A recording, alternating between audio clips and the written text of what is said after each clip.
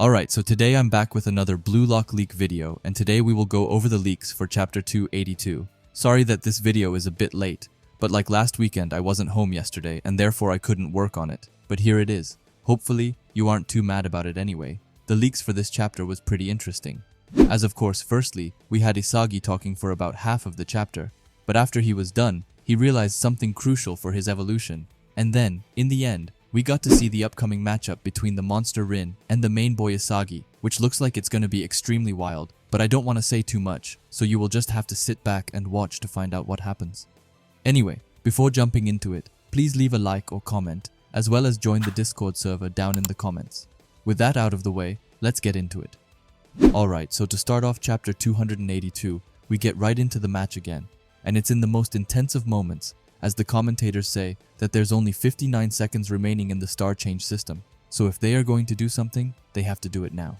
Anyway, with that said, right now Loki is the one controlling the ball. After that, we switch panels and see both Kaiser and Isagi. Isagi is behind Kaiser and says that Kaiser isn't a genius, but instead, he is a talented learner who sees the field just like Isagi does, and this realization can change everything for Isagi. After that, Isagi thinks back to some of his interactions with Kaiser before, and says that now that he thinks about it, everything he said and done until now was perfectly understandable for him, even his insane Kaiser impact. The fastest kick in the world is a weapon calculated by the brain.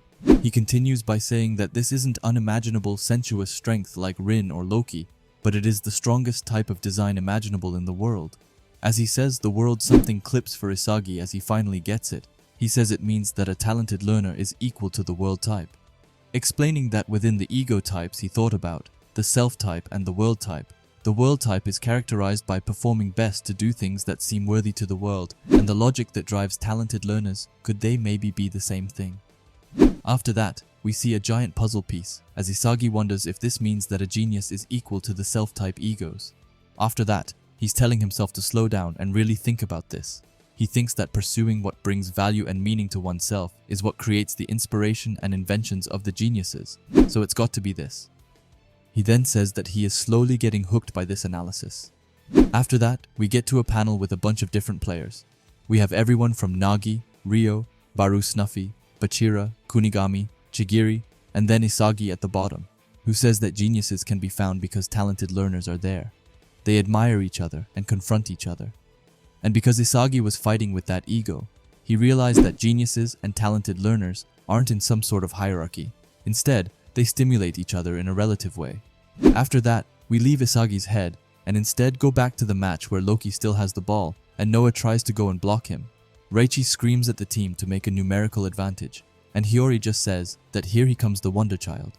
And Isagi, who's a bit behind, concludes that after all of this thinking, his head is a lot clearer and says that he can do it now. He then decides to explain further as he says that until now he was trying to compete with geniuses on their turf, but that will never work as he himself is a talented learner, and he thinks that to show his talent he needs a different way, genius and talented learner and self-type and world type. If talent and effort don't coincide, then nothing can happen. So he realizes that he has to think like a talented learner, what he and Kaiser, who's the same type as Isagi, can do to fight these geniuses. Isagi then thinks about Kaiser and says that he first started shining this match when he threw away his fixation on Isagi and all of the choices he made until now, the moment he threw away the semblance of rationality. So that makes Isagi wonder if he also should get rid of his fixations, everything from his rivalry with Rin to his ill will towards Kaiser and his admiration for Noah. Then we get this incredible panel with Isagi going absolutely insane as he's in some sort of alternative dimension and he has pieces flying around him at an incredible speed. Anyway, he says that before he throws away everything, right now, what's left in him. However, he doesn't finish his sentence, and we instead see two puzzle pieces, both from when he lost his first match of the series against Kira. The first one where he was screaming after it, and the other one where he was crying. However, in the next panel, it looks like he is slowly being reborn, as he now says that he wants to win, and also says that it's right and says his own name, Yoichi Isagi. Reichi screams at the team to follow Noah's lead, who's trying his best to control Loki. However, as he's doing that, Loki tells him that he won't let him, and instead passes the ball forward to none other than the furious monster Itoshi Rin. Igarashi is in front of him and says, "Hey, whirlwind monster." Rin, who's right in front of him, says that if they crash, it's going to be a struggle again, and asks if he's right while calling him a monk actor. However, Rin in his mind knows this of course, and says that it's why Loki sent the ball to him in an open space, telling Rin not to crash with Igarashi, which he actually manages to escape. I don't really understand how, but I guess that he just dribbled past him. After that, we get a small panel of Loki saying yes to Rin's play.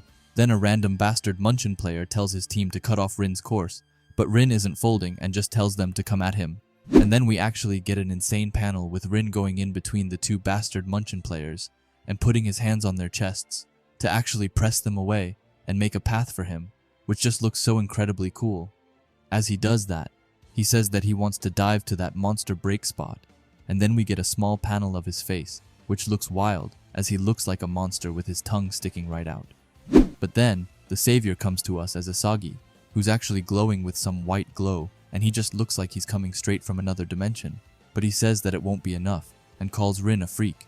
Isagi then looks at Rin and says that Rin wants him right. Then in his mind he says, Rin, if you're the monster of the geniuses, then Isagi will become the monster of talented learners. We then get a close-up of Isagi's eye, which is still glowing like crazy, but he tells Rin to come at him. Then we see Rin, who's looking demonic like always. After that, Isagi in his head tells them to go, and for Rin to fight the new and improved Isagi, and that's unfortunately where we end for this leak. Alright, so let's talk about these leaks real quick. First, as we know, it was 59 seconds remaining in the star change system in the start. It has to be like 50 seconds now, which actually tells us that something is going to go down real soon, because I believe that the next goal will be in the star change system. After that, we had Isagi talking for ages, but he said that geniuses and talented learners aren't in a hierarchy, which I feel like it's perfect that he finally realized that, as in the early chapters, he has put geniuses above talented learners, which aren't necessarily true.